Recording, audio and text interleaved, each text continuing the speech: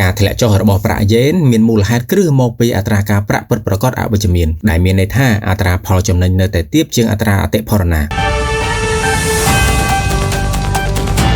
ប្រធានផ្នែកទីផ្សារសម្រាប់ប្រទេសជប៉ុនរបស់ City Group លោក Akino Hoshino បានថ្លែងថាធនាគារកណ្ដាលជប៉ុនអាចនឹងដំឡើងអត្រាការប្រាក់3លើកក្នុងឆ្នាំ2026ដែលជាការកើនឡើងស្ទើរតែទ្វេដងនៃកម្រិតគោលនយោបាយបច្ចុប្បន្នប្រសិនបើភាពទន់ខ្សោយរបស់ប្រាក់យេននៅតែបន្តនេះបង្ហាញថាអត្រាប្តូរប្រាក់កំពុងក្លាយជាកត្តាចម្បងកត្តាសំខាន់នៅក្នុងការពិភាក្សាគោលនយោបាយរបស់ជប៉ុនក្នុងបទសម្ភាសន៍មួយជាមួយ Bloomberg លោក Hoshino បានអះអាងថាការធ្លាក់ចុះរបស់ប្រាក់យេនមានមូលហេតុគ្រឹះមកពីអត្រាការប្រាក់ពិតប្រាកដអវិជ្ជមានដែលមានន័យថាអត្រាផលចំណេញនៅតែទាបជាងអត្រាអតិផរណាហើយ BOJ ប្រហែលជាមិនមានជំរើសច្រើនទេក្រៅពីការឆ្លើយតបប្រសិនបើចង់ផ្លាស់ប្ដូរទិសដៅរូបិយប័ណ្ណលោកបានពិពណ៌នាសេណារីយ៉ូមួយថាប្រសិនបើអត្រាប្តូរប្រាក់យេនធៀបជាមួយប្រាក់ដុល្លារ USD JYP ឡើងលើស160យេនធៀបនឹង1ដុល្លារអាមេរិកវានឹងបង្កើនឱកាសឲ្យមានការដំឡើងអត្រាការប្រាក់នៅខែមេសាដោយអាចដំឡើងអត្រាការប្រាក់ពី 0.25% ទៅដល់ 1% បន្ទាប់មកមានការកើនឡើងបន្ថែម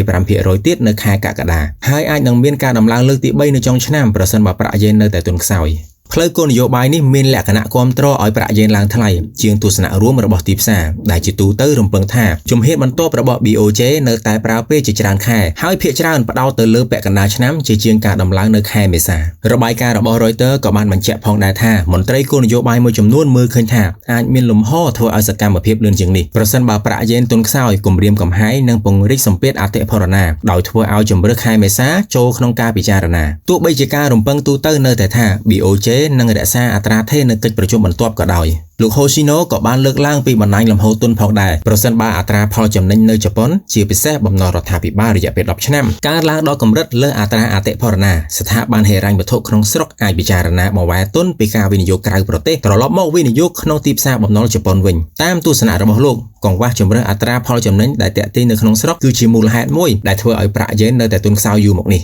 សរុបសង្ខេបសេណារីយ៉ូរបស់ City មើលឃើញថាកម្រិតអត្រាប្តូរប្រាក់ USD JYP ជាពិសេសលើស160យេនអាចក្លាយជាកត្តាជាក់ស្ដែងជំរុញឲ្យ BOJ ពន្លឿនការដំឡើងអត្រាការប្រាក់ដែលជាហេតុធ្វើឲ្យលុយយេនមានការឡើងថ្លៃត្រឡប់មកវិញបើកអ្នកនេះទិញលក់ហាងឆេងមាសឥឡូវនេះលោកអ្នកនឹងទទួលបានការបន្តបណ្ដាលនិងការប្រឹក្សាពីអ្នកជំនាញព្រមទាំងក្លាយជាសមាជិកនៅក្នុង Channel VIP ដែលគិតថ្លៃ